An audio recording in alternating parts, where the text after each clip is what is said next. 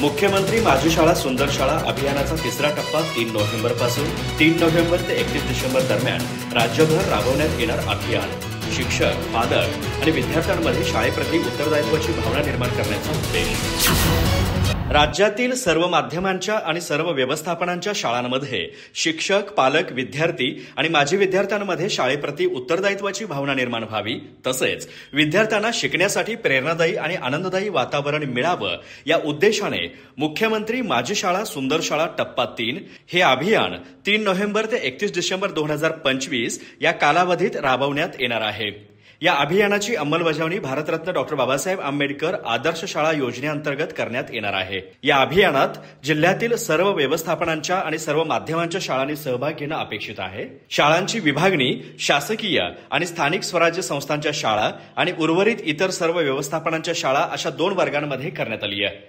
या अभियानाचं उद्दिष्ट म्हणजे शैक्षणिक गुणवत्तेबरोबरच आरोग्य, स्वच्छता, पर्यावरण, क्रीडा इत्यादी घटकांबाबत जागृती निर्माण करून विद्यार्थ्यांच्या व्यक्तिमत्व विकासास चालना देणं, तसेच शासनाच्या ध्येय धोरणाशी सुसंगत अशा शालेय प्रशासनाच्या बळकटीकरणास गती देणं हेही या अभियानाचं प्रमुख ध्येय आहे. 24 ऑक्टोबर ते 2 नोव्हेंबर हा कालावधी अभियानाच्या पूर्वतयारीसाठी ठेवण्यात आला असून या दरम्यान सर्व शाळांनी सहभागी होण्यासाठी नोंदणी करावी. 3 नोव्हेंबर रोजी औपचारिक कार्यक्रमाद्वारे अभियानाचा शुभारंभ होईल, तर अभियानाचा कालावधी 31 डिसेंबर रोजी पूर्ण होईल. 1 जानेवारी ते 7 फेब्रुवारी 2026 या कालावधीत मूल्यांकन प्रक्रिया पार पडेल. अभियानाचे गुणांकन पद्धतीनुसार 200 गुणांवर आधारित असेल. यामध्ये पायाभूत सुविधा 38 गुण, शासन ध्येय धोरण अंमलबजावणी 101 गुण आणि शैक्षणिक संपादन 61 गुण असे गुणांकन केले जाईल.